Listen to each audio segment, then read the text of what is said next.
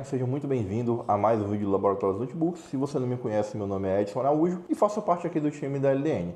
E já quero começar te falando se você precisa de reparos especializados em notebooks, MacBooks, placa de vídeo, notebooks e computadores de alto desempenho, pode entrar em contato com nós com os links que estão aparecendo aí na descrição, pois nós somos uma assistência técnica especializada nesse tipo de equipamento. E é justamente sobre isso que nós vamos falar hoje, pois hoje nós vamos realizar a tentativa de reparo desse carinha aqui, ó, que é um Asus ROG Zephyrus G14. Esse carinha aqui está com o seguinte sintoma: ele liga, fica ali mais ou menos uns 10, 15 segundos ligado, desliga sem apresentar sinal de imagem na tela. E hoje nós vamos fazer a tentativa de reparo dele. É realmente uma máquina muito bacana. Como eu te falei no começo do vídeo, nós aqui no Laboratório dos Notebooks somos especialistas nesse tipo de reparo aqui. Então vem comigo para a bancada que essa tentativa aqui de reparo está muito legal. Bem, gente, já estamos com ele desmontado aqui na bancada. Como dá para ver, é uma placa muito bonita, um acabamento muito bom. E eu vou pressionar o botão de power, só lembrando que esse adaptador aqui ele é um padrãozinho novo, tá? Então não vamos poder utilizar a fonte de bancada para estar alimentando a placa. Então vou pressionar aqui o botão de power. O pendrivezinho do Pix já está aqui. Pressionei o botão de power. Ó, o processador já deu aquela velha esquentada. Vou até colocar isso aqui, ó. GPU temperatura ambiente, nada demais até aqui. Então vamos começar já com as nossas medições, né? Como eu estou falando, esse aqui a gente não tem o esquema elétrico, é só border view. Então inicialmente o que eu vou fazer? Vou verificar o que nós temos em standby, depois vou comparar pressionando o botão de power para ver o que sobe e o que não sobe aqui. E aí a gente começa a nossa análise. Primeira bobina aqui, região do charge. Depois temos mais outra aqui na região entre o charge e as memórias. Até aqui está dando tudo zerado, conforme você pode acompanhar aí na tela. Zerada. Zerada. Essas aqui é de se esperar que realmente sejam zeradas, porque está na região da GPU, né? E como a placa ela está ligando e desligando, a essa hora ela já desligou com certeza. Ó, não temos nada aqui. Parte do processador também, com certeza tudo zerado. Só pra gente conferir mesmo. Ó, zerado, zerado, zerado. Vou verificar aqui na parte de trás se tem alguma bobina. Não temos nenhuma. Então eu vou voltar pra cá. O que eu vou fazer agora? Colocar aqui. Deixar a minha ponteira aqui, ó, do GND presa aqui na região do HDMI. E vou procurar uma bobinazinha qualquer aqui, vou medir ela no instante em que eu pressiono o botão de power. Ó, aqui apareceu 10 volts, 3,3, 5,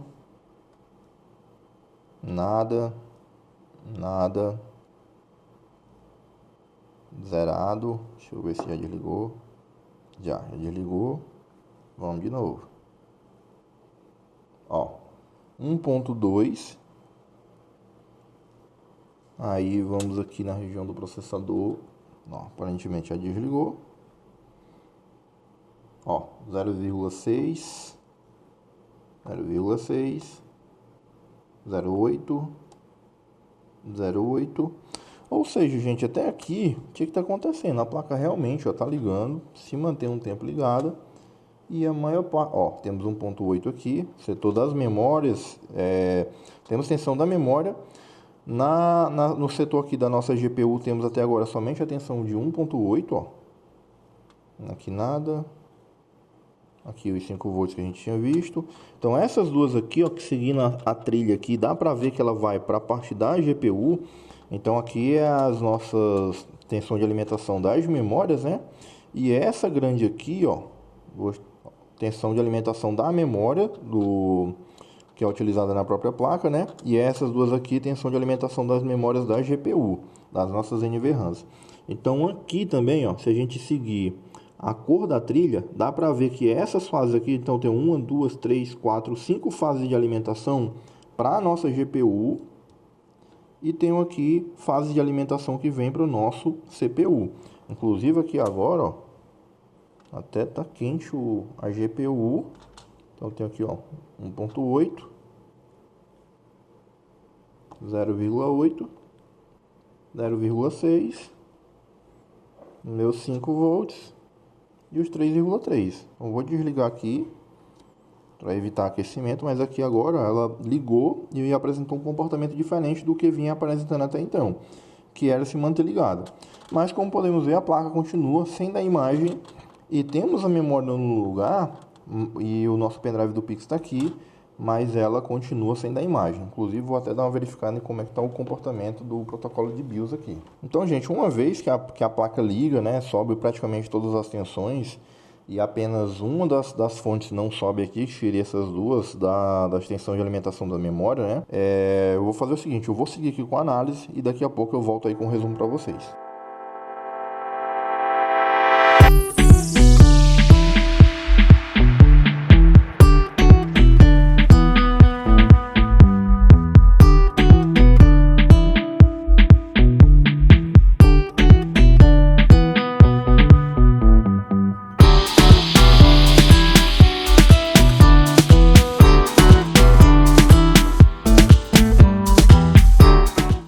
Bem, gente, já voltamos aqui.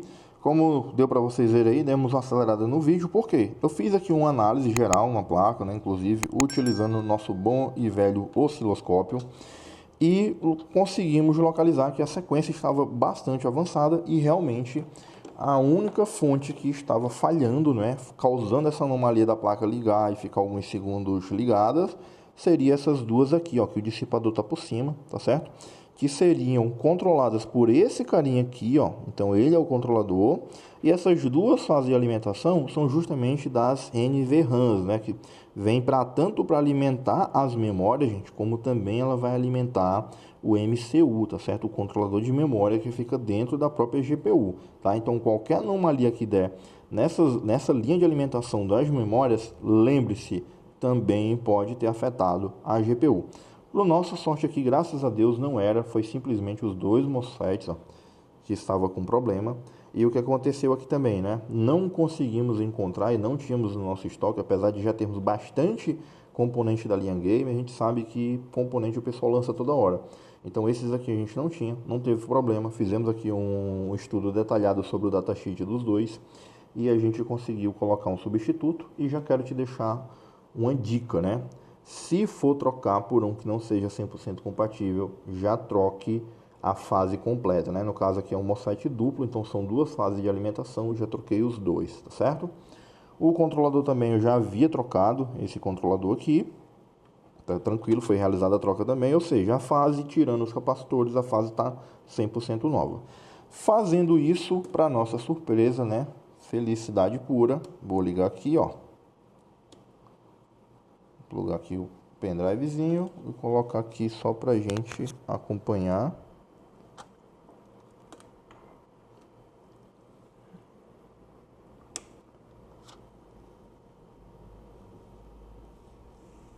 A placa já startou.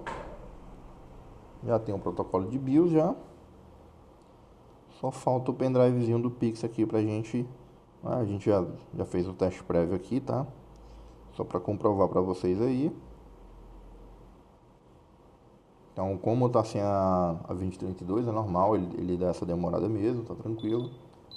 E olha aí, som da alegria, que felicidade, hein, gente? Mas, galera, já aproveitando aqui, eu vou forçar aqui o desligamento. Desligou, maravilha. Tirar isso aqui pra gente não correr nenhum risco, tá? E eu quero trazer isso aqui para vocês, ó. Então, aqui no nosso desktop, nós podemos ver que as linhas de alimentação que estavam com problema eram justamente essas duas aqui, ó. Então, era a PL9401 e a PL9402. Se a gente clicar aqui na saída, ó, você vai observar que ambas vão tanto para as memórias como também para a GPU, né? Afinal de contas, aqui dentro, gente, coloque na sua cabeça, tem um controlador de memória, porque é esse controlador de memória que é compatível com essas memórias. Então ele tem que ser 100% compatível, inclusive a tensão de trabalho tem que ser a mesma, tá certo? Então qualquer falha que der nessas linhas aqui, né, nessas duas linhas, pode ser tanto alguma das memórias com problema ou o próprio controlador das memórias com problema, tá? Para nossa sorte aqui, era esse carinha aqui, ó, que estava com problema, mas por segurança eu já sempre gosto de trocar os dois, né? Que na LDN a gente sempre troca os dois. E também foi trocado esse controlador já para garantir. Por quê? O componente, gente, ele sempre vai apresentar anomalia como ou por tempo de uso, né? Então ele trabalha quente, essa temperatura faz com que ele sofra degradação química. Essa degradação química, quando ele está chaveando em alta frequência, vai apresentar resistências parasitas, vai apresentar capacitâncias parasitas, tanto em repouso quanto em saturação. Então vai apresentar isso, então em algum momento ele pode deixar passar alguma transiente, ele pode receber alguma descarga ou algum pico de tensão, como o nosso controlador aqui também, ele também pode receber algum ruído, deixar esse ruído passar para a linha dos gates, e o que vai acontecer? Isso vai ser refletido na linha e pode acabar causando, né, a queima do MOSFET, que é o que aconteceu aqui, né? Estava com uma falha nesse MOSFET aqui. Fizemos a substituição e graças a Deus tudo reparo correu tudo certinho, né? E aqui eu quero fazer uma coisa para vocês, ó. A primeira coisa que a gente tem que verificar, né, para ter certeza antes de liberar essa placa aqui para o Fernando fazer a parte de liberação, que seria montar, limpar, higienizar, né, fazer todo aquele trâmite que nós fazemos aqui na LDN, né, padrão LDN que vocês já conhecem aí. Eu queria mostrar para vocês aqui uma coisa. Existe, né, a possibilidade dessa fonte aqui estar funcionando e daqui a pouco ela parar de funcionar. E para mim não liberar e, sei lá, na hora que ele estiver lá montando alguma coisa acontecer, já tem algumas medições que a gente consegue fazer aqui com essa placa e ter certeza de que nada disso vai acontecer. Então eu vou localizar aqui, ó. Aqui ele está chamando de HG2. Se tem o HG2, tem que ter o HG1 também. Isso aqui é o que? Isso aqui é a abreviação de High Gate, né? Que seria controlador de alta. Então eu tenho um High Gate e eu tenho que ter um Low também, ó. Então olha aqui, ó. Low Gate 2, High Gate 1, tenho que ter um High Gate 1 também, ó. Tenho ele aqui também. Então aqui eu vou conseguir medir a modulação que vai para o gate do MOSFET de baixa e aqui eu vou conseguir medir a modulação que vai para o gate do MOSFET de alta. E é isso que eu quero fazer aqui com vocês. Então vamos lá, vou pegar aqui. Então, gente, vamos ligar ele aqui. A máquina já startou, né? Ó, já deu imagem normal, beleza?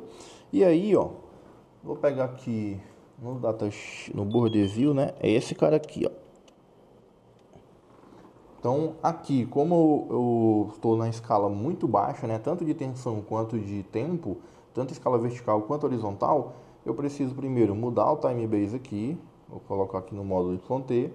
Aqui, como eu estou medindo o gate do MOSFET de alta, gente, eu tenho aqui uma modulação que ela baixa aí na faixa dos 24 volts de pico, né? Então, o que eu tenho que fazer? Mudar para a escala de 5 volts por divisão.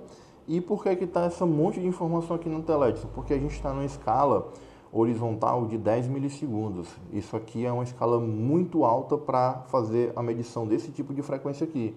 Então, vou ajustar aqui, ó. Vou resetar para ele voltar para cá. E é exatamente isso aqui que a gente vai pegar, ó. Então, você vai observar que aqui nós temos que ter esse pico aqui, que ó, estou em 5 volts por divisão, né? Então, eu tenho aqui, ó, 5, 10, 15, 20, 25 volts, ó. Então, eu tenho que bater esses 25 volts aqui no gate do MOSFET de alta. Agora, eu vou mudar para o gate do MOSFET de baixo, ó, que é o LG1. Esse aqui já está mais difícil de eu pegar ele aqui. Deixa eu ver se está fácil de medir o pino. Tá de boa para medir o pino aqui.